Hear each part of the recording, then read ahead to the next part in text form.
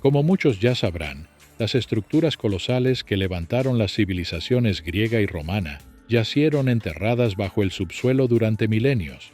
Algunas ya han sido redescubiertas y otras todavía esperan la misma suerte.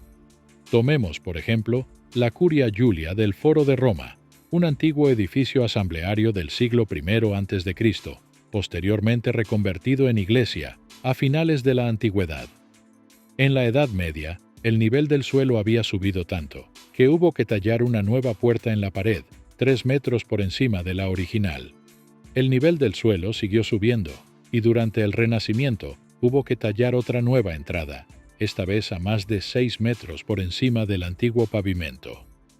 La diferencia entre los niveles del suelo primigenios y posteriores es igualmente obvia en el cercano templo de Antonino y Faustina, levantado en el año 141, la puerta de la futura iglesia que se construiría encima del templo durante el Renacimiento, está 2 pisos por encima de la calle antigua.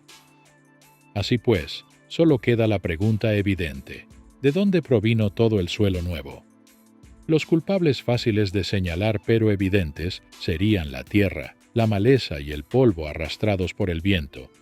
El suelo producido por la actividad humana, los fenómenos naturales y la posterior dejadez de estas junglas urbanas se acumularía lenta pero constantemente, en condiciones poco variables, tal vez un par de centímetros cada siglo. En un clima templado como el de Roma, las plantas echan raíces en los tejados y las paredes de los edificios, al poco de ser abandonados. Si observan cualquier edificio moderno de índole industrial que haya sido abandonado durante un par de décadas, ya pueden observar la clara presencia de vegetación e incluso árboles de tamaño natural brotando de cada superficie. Antes de que fueran limpiadas en los trabajos arqueológicos del siglo XIX, las ruinas de la Roma antigua reposaban bajo bosques similares que inundaban sus tejados, como ilustra esta pintura del Coliseo. Sin embargo, las plantas solo representarían una pequeña fracción del aumento del nivel del suelo en las calles de Roma. Hasta que los diques del río Tíber estuvieron finalizados en el siglo XIX, Roma era propensa a sufrir graves inundaciones, que a veces llegaban a alcanzar los 5 metros sobre el nivel de la calle en las proximidades del Panteón. Cuando el agua retrocedía, a menudo dejaba gruesas capas de limo por su paso.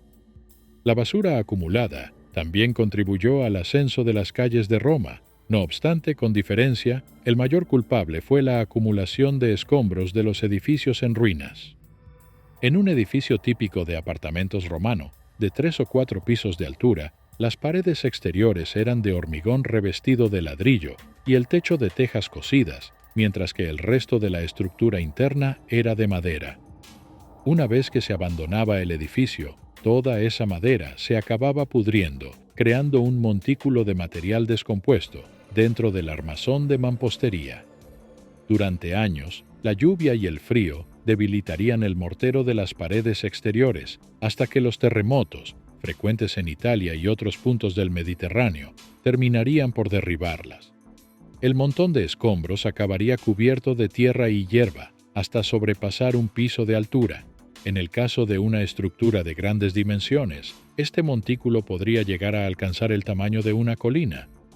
Puesto que durante todo el siglo V, la ciudad de Roma se halló inmersa en una despoblación constante, los futuros habitantes medievales de la urbe escarbarían entre un desierto de montones de ruinas, extrayendo piedras enteras y otros materiales con los que renovar sus hogares. Aquellos elementos imposibles de reutilizar, como las tejas rotas o los trozos de concreto, serían simplemente ignorados, nivelados y construidos sobre ellos.